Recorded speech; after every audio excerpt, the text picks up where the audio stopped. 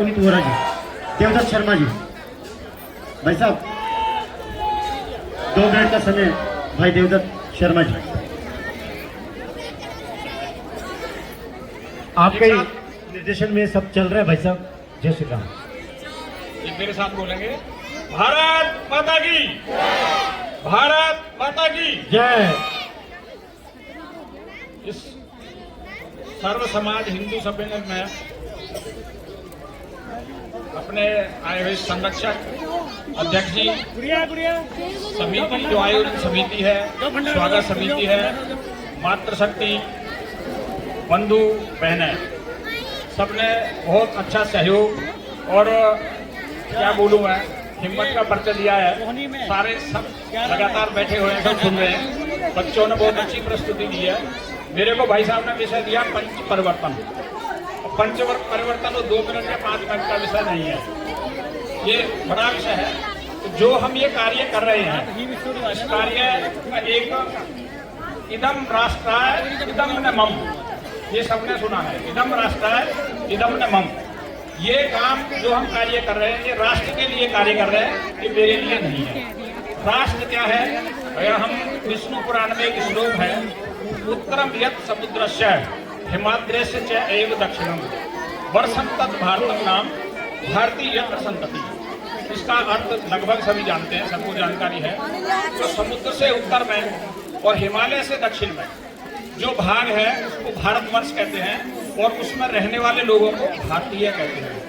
भारतीय कोई भी देश है, किसी भी देश की यदि हम कल्पना करेंगे, उसका आकलन करेंगे, उसकी आंतरिक शक्ति का आकलन करेंगे, ध्यान में आता है कि उसमें रहने वाले व्यक्तियों की निष्ठा, राष्ट्र के प्रति कितनी निष्ठा है, उनके जो प्रतिदिन का स्वभाव है, उस प्रतिदिन के स्वभाव में उनकी राष्ट्रभक्ति झलकती है या नहीं।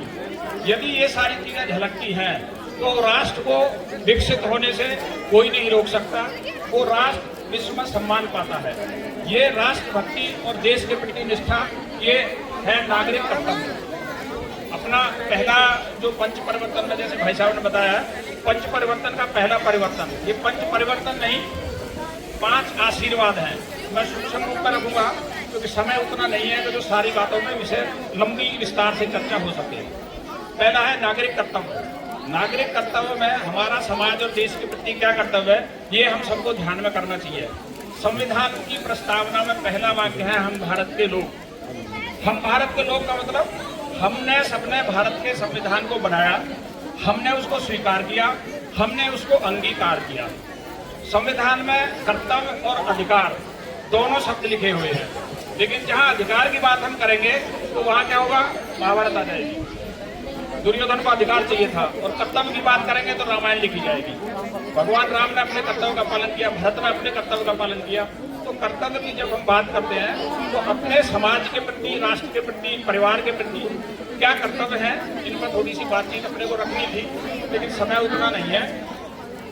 हर नागरिक का कर्तव्य है, संविधान में लिखा है कि यातायात के नियमों का सबने पालन करना है, अपना टैक्स सबने देना है। ये छोटी छोटी बातें हैं। बिजली का सदुपयोग करना है। ये अगर कहीं ऐसी गतिविधि चलती है जहाँ समाज और देश को कुछ हानि होती है, उसका संरक्षण ना करें, ऐसी कुछ चीजें हैं। इनमें अगला विषय आता है अपना परिवार प्रबोधन।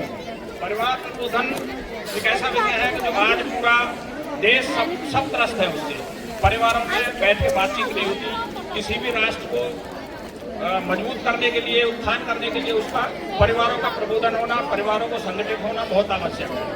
आज परिवारों की स्थिति खराब हो रही है, आपस में कहीं बातचीत नहीं होती, जो संवाद है वो कम होता जा रहा है। तो उसको थोड़ा सा अपने को बढ़ाना है, उस पर थोड़ी सी बातचीत करनी है। आपस में बैठ के बात करेंगे तो परिवार सक्षम होंगे। परिवार में यदि हम परिवार की बात करते हैं तो माताओं का बहुत बड़ा योगदान है उसमें। एक छोटी सी जो परिवार संस्कारित हो, अर्थ के लिए परिवार ना हो, संस्कार के लिए परिवार होना चाहिए। अभी एक छोटी सी बात इसमें जोड़ देता हूँ। स्वामी विवेकानंद जी का नाम सबने सुना है। ये माता के ऊपर है, और माता संस्कार देती है, और माता ही बच्चे को क्या बनाती है। स्वामी विवेकानंद जी अपने पिताजी के साथ, उनके पास बड़े लोगों के पास उस समय एक तांगा होता था, उस तांगे में बैठे जा रहे। रास्ते में उन्होंने अपने बेटे को पूछा, बेटा क्या बनना चाहते हो? उन्होंने कहा तांगे वाला बनना चाहता हूँ। पिताजी को थोड़ा सा क्रोध आया। उन्होंने कहा, अभी तांगे वाला क्यों बनना चाहता? मैं तेरे को इतना अच्छा पढ़ा रहा हूँ, सबको सारा संपन्नता है अपने यहाँ, तो तांगे वाला क्यों बनना चाहता है? तो अपनी धर्मपत्नी को बोला, इसको समझाओ। तो घर में गई वो, जाके उन्होंने पूछा, बेटा क्या बनना चाहते हो? कह रहा तांगे वाला बनना चाहता हूँ।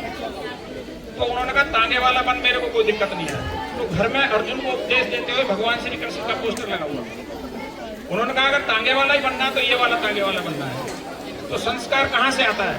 संस्कार माता से आता है। उन्होंने उसको वो वाला तांगे वाला बनने की प्रेरणा दी। और स्वामी विवेकानंद का तो आपको पता ही है क्या उन्होंने देश में नाम किया अपना। समरसता एक तीसरा अपना परिवर्तन है, सामाजिक समरसता।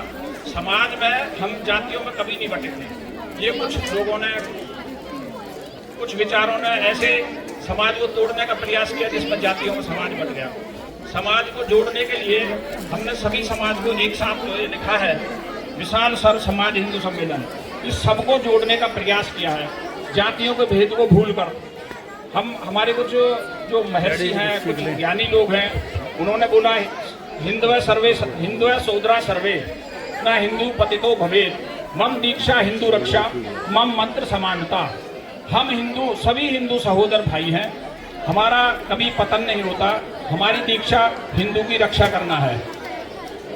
अपने संघ के तृतीय सरसंघ चालक, जो संघ से कार्यकर्ता जुड़े हैं उनको ध्यान में होगा, संघ के तृतीय सरसंघ चालक पूज्य बाला साहब देवरस जी, उन्होंने एक वाक्य बोला, छुआछूत के विषय में उन्होंने एक वाक्य बोला, अस्पृश्यता अगर कोई पाप नहीं है तो दुनिया में कोई पाप नहीं है। इसलिए हमने छुआछूत को मिटाना है, सबको आपस में साथ साथ रखना है, रहना है, सबके कार्यक्रमों में जाना है, सबको आपस में परिवार के साथ जुड़ना है। तीसरा विषय, चौथा विषय है पर्यावरण। पर्यावरण, अब ज़्यादा समय नहीं है, पर्यावरण भी काफ़ी बड़ा विषय है। पर्यावरण में सबने प्रतिज्ञा करनी है, प्लास्टिक के लिए रिड्यूस कम करना है, रिसाइकल और रीयूज, तीन चीज़ों का अपने को ध्यान करना है। Reduce, recycle, reuse.